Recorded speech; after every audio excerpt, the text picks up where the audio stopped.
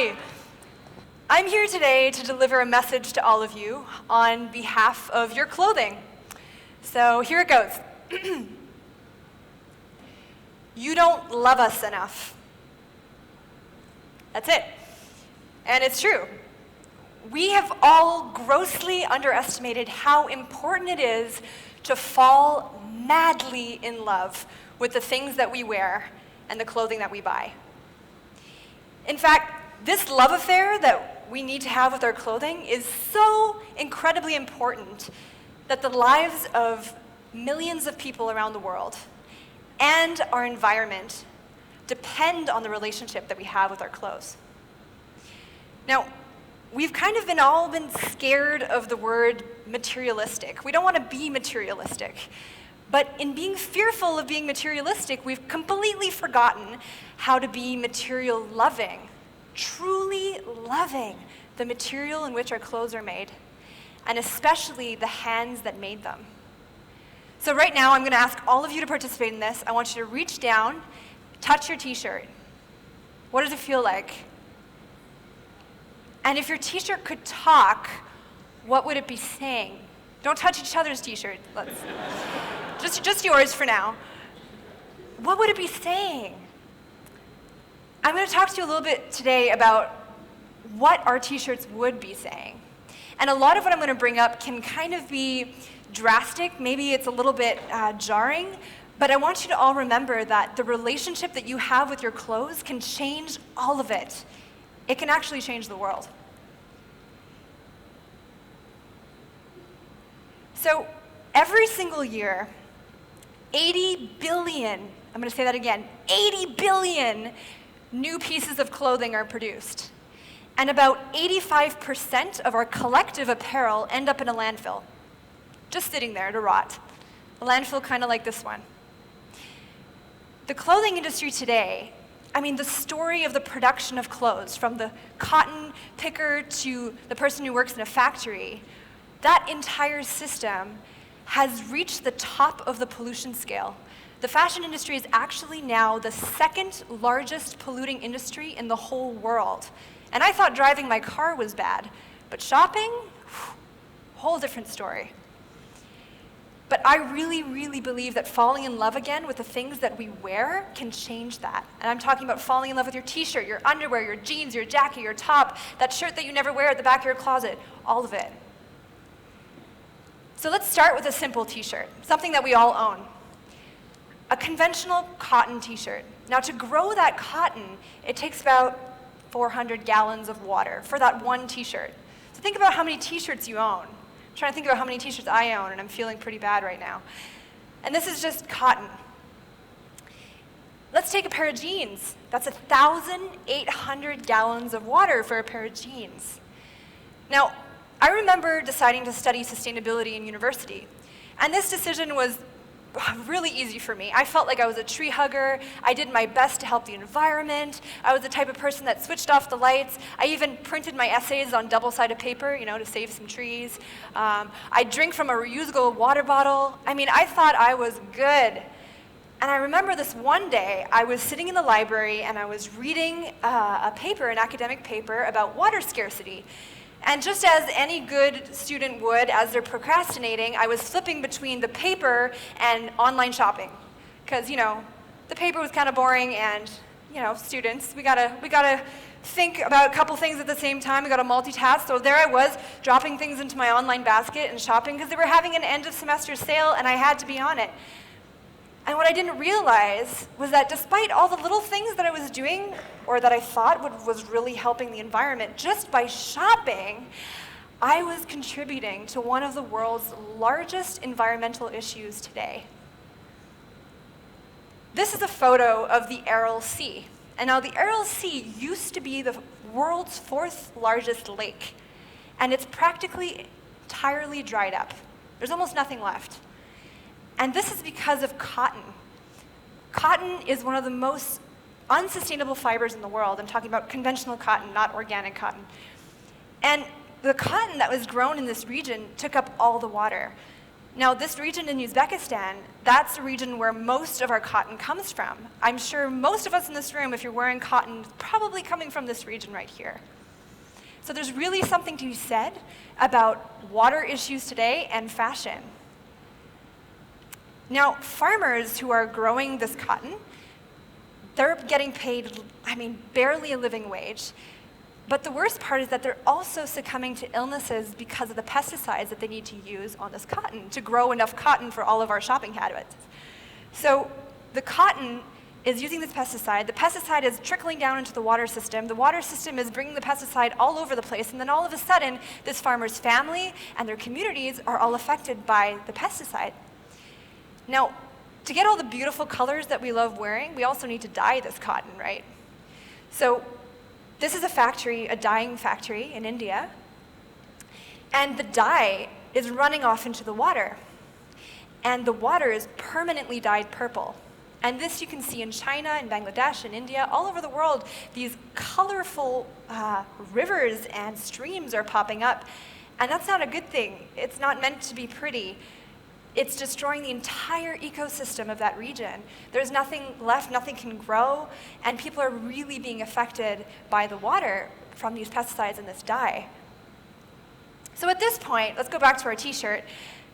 The footprint, the carbon footprint of just one of your t-shirts is now equal to 32 kilometers driving in your car. 32 kilometers. You can drive a long way with that. So I want to move to something else called polyester. This is probably a word you guys know super well because it's in all of our stuff. Most of what we buy is not even 100% cotton. It's usually a little bit of polyester. You can always check the back of your tag. Now, polyester is a plastic byproduct, so it never biodegrades. So think about that. Every single piece of polyester that's ever been made in the history of the world is still somewhere on our planet, probably rotting away in a landfill somewhere. Now, the worst part is this polyester, every time you wash it, you go, you do your laundry, close it up, you don't think about it, but that polyester shirt is actually giving off little pieces of microplastics. And those microplastics are going into the water, and then they go into your rivers and the streams and the oceans, and then all of a sudden you're eating a seafood dinner, and the fish that you ate actually has microplastics from the shirt that you washed last week. Exaggeration, but you get the point. This is a photo from a horrible disaster that happened in 2013. It was the collapse of Rana Plaza. Now, Rana Plaza was a clothing factory in Dhaka, Bangladesh, and it housed major brands. And I remember seeing this on my Facebook newsfeed, and my heart completely sank because I had this moment where I realized that I was probably wearing a t-shirt that was made in this factory. And this factory killed over 1,000 people and injuring thousands more. And this is not the first time that this happens. This actually happens quite frequently, but this was the first disaster that the media really locked onto. And the next week when I was doing my laundry again, I keep going back to the laundry machine, doing my laundry, and at the back of my t-shirt, I keep seeing made in Bangladesh, in the back of my jeans, made in Bangladesh, and I keep thinking about Rana Plaza. You see, even though there's this entire ecological footprint related to fashion, the human cost to fashion today is larger than I even could start understanding at that moment. 75 million people around the world work in the garment industry. So if you go back to your t-shirt, just think about the amount of people who probably touched the shirt, who cut that fabric, who sewed that button on. But the truth is, it's almost impossible to find out who those people are. Because brands today, our major brands, our fast fashion brands, they have practically no idea who makes their clothes. So even if a tag says made in Vietnam, it could be that there's a factory in Vietnam that makes some of that. But the truth is, because that factory has so much pressure to make clothes quickly, and under such a low price, they can't even pay their workers, what they usually do is subcontract the work to another factory, and that's called a shadow factory, because they can't handle all that pressure to create all that clothing so fast. And that shadow factory that is completely unlicensed, and it falls under any protection that the brand might give its own factory. So when you think back to the brand, it thinks it's employing one factory, but really there's tons of other factories involved, potentially with kids, potentially with people who shouldn't even be working in those conditions, and they're very unsafe conditions, might I say.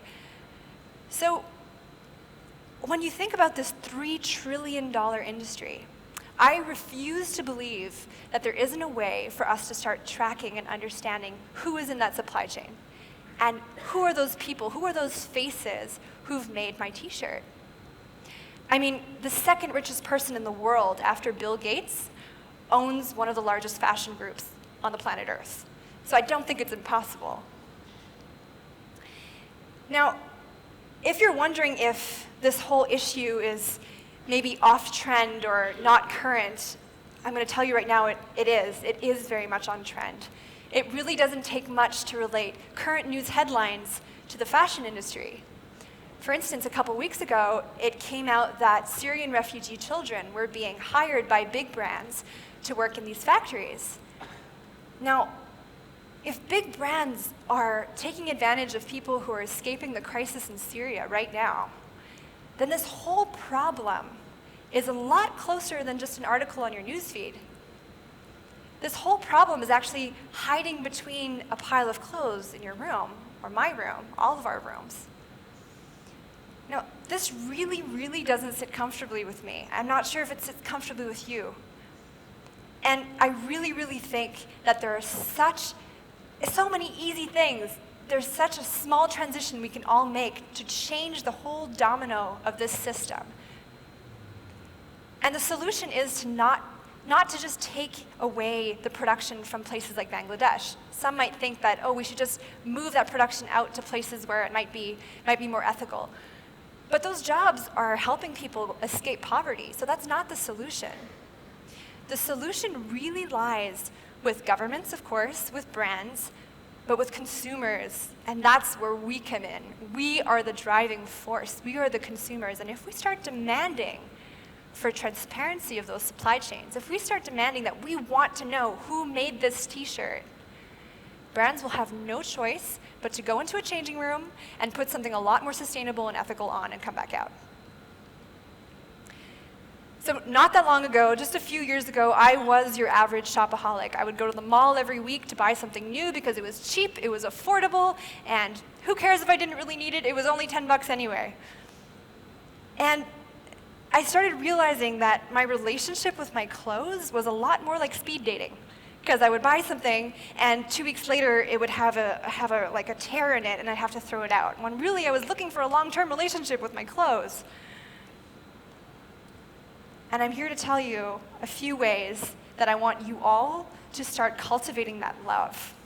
And the first way is to fall back in love with your wardrobe that you already have. Go back to your closet, look back at your shirts, and go, oh, I remember that moment I saw you in that store. I was love at first sight. I want you to do that, because you can offset this entire disaster that's happening around the fashion industry just by doing that. Now, if you're a trendsetter and you need to be on trend, I have really good news for you, because trends come back and back again. So if you have things that might not be on trend, check your mom's closet, check your dad's closet, because those trends are coming back.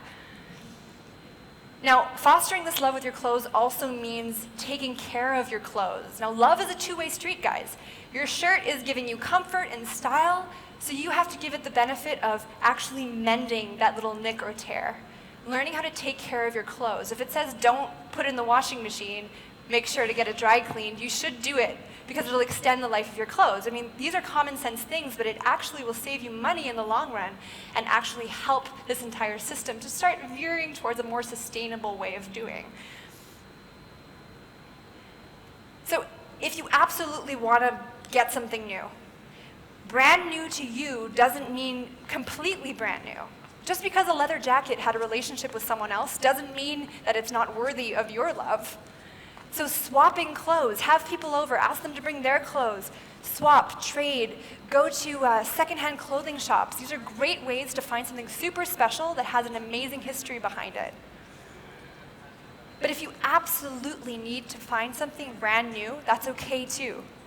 Just make sure that you invest in fabrics, materials that are not going to betray you.